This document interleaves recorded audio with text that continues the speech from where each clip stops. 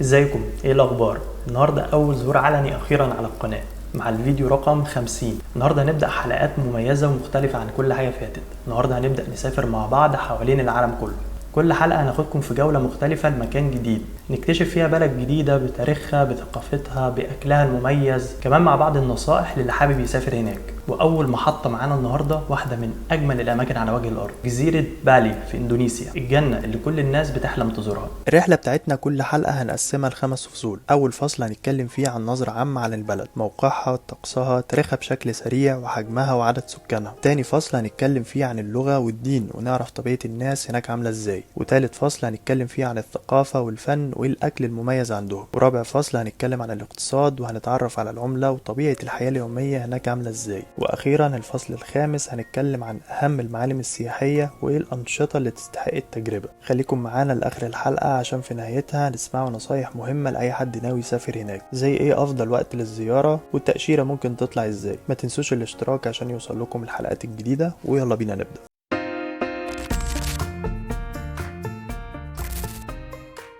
موقع جزيرة بالي في جنوب شرق آسيا محاطة طبعا بالمحيط الهندي، وهي جزء من دولة إندونيسيا اللي فيها أكتر من 17,000 جزيرة. لكن بالي هي الأشهر والأجمل ما بينهم، لدرجة إنها بقت الوجهة المفضلة لسياح كتير جدا ولأي زوجين جداد عشان يقضوا الهانيمون بتاعهم. بالي تاريخها مليان محطات مثيرة. أول ناس عاشوا فيها كان من القبائل الاسترونزية اللي جم من تايوان من آلاف السنين، ومع الوقت تأثرت الجزيرة بالثقافتين الهندية والصينية، خصوصا في القرون الأولى للميلاد، وده سبب انتشار الطقوس الهندوسية اللي لسه موجودة لحد النهاردة. أول اتصال أوروبي ببالي كان سنة 1597 مع الهولندي كولونيز دي هاونتن، وبعدها الهولنديين استعمروها زي باقي جزر إندونيسيا. بس بعد الحرب العالمية الثانية قاوم الإندونيسيين الاحتلال، وفي سنة 1949 أعلنت هولندا رسميا استقلال إندونيسيا، وبالي اتضمت رسميا للجمهورية كمقاطعة سنة 1958. النهاردة مساحة الجزيرة حوالي 5780 كيلومتر مربع، وعدد سكانها تقريبا 4,200,000 نسمة، وده حوالي 1.7 بس في المية من سكان إندونيسيا كلها. جزيرة بالي بتستمتع بمناخ استوائي طول السنة، يعني الجو دايما دافي ورطب شوية، مفيش فصول واضحة زي عندنا، بس في موسمين رئيسيين. الموسم الجاف من مايو إلى أكتوبر، والجو بيكون مشمس والسما صافية والرطوبة أقل. والموسم الممطر من نوفمبر إلى إبريل، في الفترة دي المطر بينزل بشكل متقطع، لكن متوسط درجات الحرارة في بالي بيكون بين 26 و 31 درجة مئوية طول السنة. على الرغم من أن نسبة المسلمين في إندونيسيا حوالي 86% من إجمالي السكان، وعدد المسلمين هناك بيتجاوز 240 مليون نسمة كأكبر بلد في العالم فيها عدد مسلمين، لكن حوالي أكتر من 80% من سكان جزيرة بالي بيتبعوا الديانة الهندوسية، وهي مزيج من الهندوسية الهندية والبوذية والمعتقدات القديمة بتاعت السكان الأصليين، فهي بتسمى الهندوسية البالية. بالي بتسمى The Island of the Gods أو جزيرة الآلهة، وده مش من فراغ، ودلوقتي هنعرف السبب. يقال ان في الهندوسية البالية في اكتر من 33 مليون تجلي او اله رمزي، وده رقم رمزي مش حرفي، بمعنى انهم بيؤمنوا بوجود عدد لا نهائي من مظاهر الاله الواحد في الكون. لكن لو بنتكلم عن الالهة الاساسية اللي فعلا بيتم عبادتها والاحتفال بيها في بالي، فعددهم بيكون تقريبا بين 20 الى 30 اله رئيسي. الديانة هناك بتركز على فكرة الاله سانج هيانج ويدهي واسا، وده بالنسبة لهم الاله الاعلى اللي بتتجلى فيه كل الالهة التانية. بعد كده بتركز على الثالوث الرئيسي المكون من براهاما إله الخلق، فيشنو إله الحفظ، وشيفا إله التدمير والتجديد. من ثم بقى الآلهة الثانوية والكتير من الآلهة والأوثان الأخرى اللي بتمثل جوانب مختلفة من الحياة، وعشان كده بالي اتلقبت بجزيرة الآلهة. الهندوسية البالية مش مجرد دين هناك، دي أسلوب حياة. هتلاقي المعابد في كل مكان، والناس بتقدم قرابين صغيرة كل يوم قدام بيوتهم ومحلاتهم كنوع من الشكر والبركة. أما عن اللغة، فاللغة الرسمية في بالي هي الإندونيسية، لكن الناس كمان بتتكلم البالية، ودي اللغة الأصلية للجزيرة، وبيستخدموها خصوصا في التعامل اليومي أو في المناسبات اللي فيها طابع تقليدي أو احترام. الفرق بين اللغتين مش صغير، كلمة بسيطة زي شكرا بتتقال بالإندونيسي تريما كاسي، لكن بالبالي سوكسما، واللي معناها أقرب لامتنان من القلب. أما مع السياح فمعظم الناس بيتكلموا إنجليزي كويس، خصوصا في المناطق السياحية زي سيمينياك وأوبود.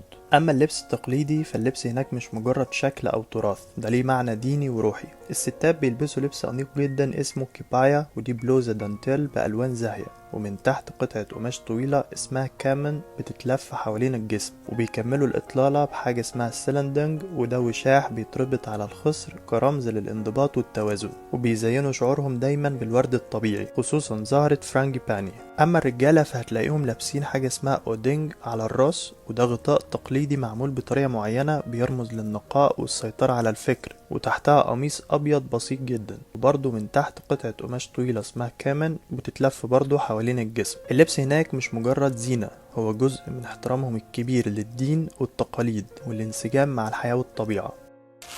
الجزيرة مش مجرد مكان جميل، دي معرض مفتوح للحياة، من أول المعابد والاحتفالات لحد الموسيقى والرقصات اللي بتتقدم تقريبا كل يوم. الفن هناك مش بس شغل محترفين، هتلاقي أهل القرى نفسهم بيعملوا منحوتات خشبية مذهلة، أو بيزينوا المعابد بأعمال يدوية بيعملوها كنوع من التعبد والجمال. أما الموسيقى فهتسمعها كتير، وخصوصا موسيقى الجاملن، وهي فرقة موسيقية بتعزف بأنغام معدنية مميزة، كل مناسبة ليها موسيقاها الخاصة، كل حاجة ليها لحنها وأدواتها وإحساسها. وبما إن الرقص جزء أساسي من الحياة هناك، هتلاقي إن الرقص البالي مش مجرد استعراض، لأ ده طقس ديني بيحكي قصص من الملاحم الهندوسية القديمة زي رامايانا ومهاباراتا. وأشهر الرقصات هناك حاجة اسمها البارونج وحاجة اسمها الكيتشاك، وفيها حركة والتعبير ودراما حقيقية. نيجي بقى للأكل البالي. المطبخ هناك ملون ومعطر وغني بالنكهات، الأساس دايما هو الرز، ودايما حواليه أطباق صغيرة كلها توابل. من أشهر الأكلات عندهم بابي جولينج، وده الخنزير المشوي،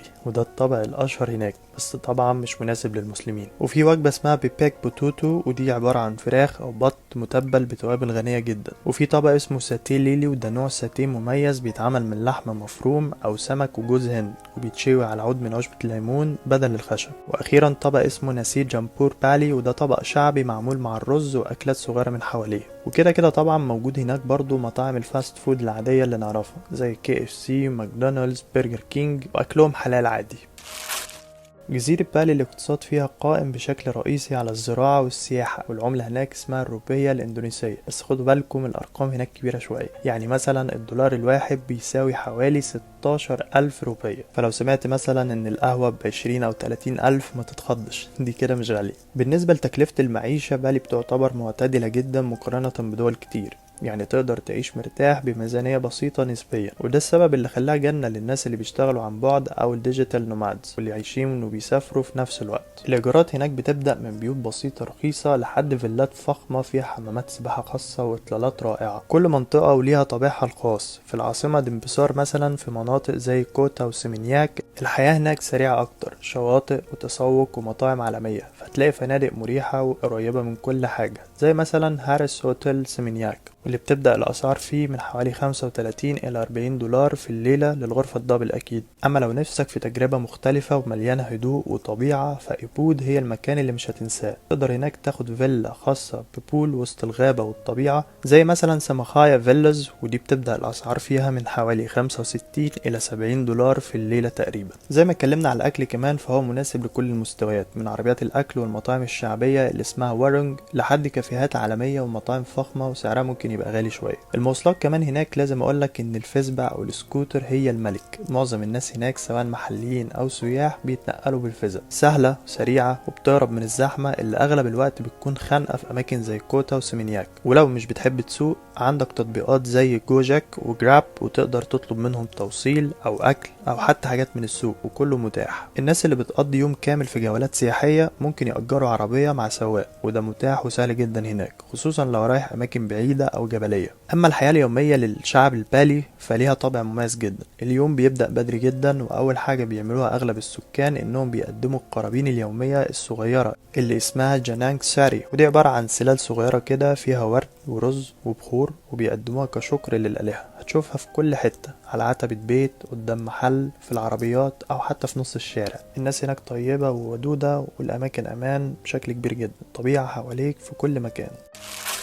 بصوا يا جماعة، لو في مكان على كوكب الأرض بيجمع بين الجمال الطبيعي والروحانية والمغامرة، فهي بالي بلا منازع. نبدأ بأجمل حاجة فيها، وهي المعالم الطبيعية. لازم ما تفوتوش تجربة التجديف في نهر أيونج، والمغامرة دي من أجمل التجارب في بالي. بتجدفوا في وسط الطبيعة، الشلالات، أشجار حواليكوا، صوت المية، حاجة تفصل الدماغ تماما عن العالم. ولازم تشوفوا مدرجات الأراز في تيجالانج. المنظر هناك خرافي بمعنى الكلمة، خضار على مد النظر وكل زاوية فيها كأنها لوحة مرسومة بإيد فنان. كمان لازم تزوروا جبل باتور، وده بركان نشط والمنظر هناك يخطف الأنفاس. لو بتحبوا الأكشن جربوا ركوب ال ATV أو البيتش باجي، وهتمشوا وسط الغابات والشلالات في مغامرة جميلة جدا. أما لو عايزين تجربة مختلفة زوروا غابة القرود في أبود مانكي فورست، والمكان ده مقدس ومليان معابد قديمة وسط الأشجار، والقرود هناك مالية المكان. طبعا لو بتحبوا البحر فهناك شواطئ كوتا وسيمينياك، بحر وأمواج ومقاهي وحياة ليلية وغروب جميل جدا هناك. وأكيد هتعملوا سيتي تور في سيمينياك وهتشوفوا شوارعها مليانة حياة وأجواء حلوة جدا. وطبعا من أشهر التجارب في بالي كمان بالي سوينج أو المرجيحة بتاعت بالي، وهناك هتتمرجحوا مع مناظر طبيعية خرافية وهتاخدوا أحلى صور. كمان لو بتحبوا الشوبينج فلازم تمروا على سوق أبود للفنون، كله تحف يدوية ونقوش خشبية ومنسوجات تقليدية معمولة بإتقان. وفي حاجة مميزة جدا في بالي كمان، تجربة السيلفر ميكينج أو صناعة الفضة، وفي ورش هناك بتعلمك تعمل خاتم أو قطعة فضة بإيدك من الألف للياء. تجربة ممتعة جدا وهتاخدوا معاكم تذكار جميل من صنع إيديكم. كمان جربوا تشوفوا مزارع القهوة هناك، وهناك هتعرفوا كل حاجة عن قهوة لواك، أغلى قهوة في العالم. بس بلاش تسألوني بتتعمل ازاي، لازم تجربوها. أما المهرجانات فدي حكاية لوحدها. شعب بالي بيحتفل طول السنة، وأشهرهم مهرجان الفنون البالي اللي بيضم عروض رقص وأزياء وموسيقى تقليدية بتخليك تحس بروح الجزيرة وجمال ثقافتها. وطبعا ما ينفعش تروحوا بالي من غير ما تزوروا جزيرة نوسا بينيدا، جزيرة صغيرة بتتراح عن طريق مركب سريع من بالي، بتاخد حوالي 45 دقيقة، لكن المناظر هناك حاجة خرافية. لازم تزوروا أماكن زي كيلينجينج بيتش، ولازم تشوفوا بروكن بيتش، وكمان أنجلز بيلابونج، وكمان كريستال باي. كلها مناظر هتحس ان هي طالعة من خلفيات الديسكتوب اللي كنا بنحطها. الطبيعة هناك تحفة جدا بصراحة. نصايح سريعة قبل ما تسافروا لبالي. أول حاجة لازم تتأكدوا إن جواز السفر ساري لمدة لا تقل عن 6 أشهر قبل السفر. وبالنسبة للتأشيرة فبالنسبة للمصريين الدخول إلى بالي سهل جدا، بتقدروا تاخدوا فيزا عند الوصول من المطار وسعرها $35 فقط، وده بيسمح لك بالإقامة لمدة 30 يوم. أنسب وقت تزوروا فيه بالي هو من مايو لحد سبتمبر، الجو بيبقى مشمس ومثالي لكل الأنشطة. قبل السفر بحوالي 48 ساعة في لينكين لازم تملاهم، واحد لنموذج الدخول والتاني للصحة، وده ضروري لدخولكم المطار بسهولة، وهحط لكم اللينكين في الديسكريبشن تحت. أول ما توصلوا المطار حاولوا تشتروا الشريحة، لكن هتكون شريحة بس عبارة عن انترنت بدون مكالمات، لأن هناك المكالمات كلها بتبقى عن طريق الواتساب. بلاش تغيروا العملة من المطار لأن الريت بتاعها بيكون قليل، ممكن تغيروها من بره في الصرافات كتير في كل حتة. وزي ما قلت قبل كده إن الدولار الواحد بيبقى بحوالي 16,000 روبية إندونيسية. أهم حاجة لازم تعدوا الفلوس كويس قوي بعد التحويل. آخر حاجة حملوا التطبيقات زي جوجاك وجراب، هتحتاجوها لأي توصيلات أو حتى أي طلبات دليفري. لو سبق وزرتوا بالي قبل كده قولولي في الكومنتات ايه أحلى الأماكن اللي زرتوها هناك وبساطتكم، وقولولي تحبوا الحلقة الجاية نروح فين. لو عجبتكم الحلقة ما تنسوش اللايك والشير والاشتراك وتفعيل الجرس عشان يوصل لكم كل جديد. استنونا الحلقة الجاية. سلام.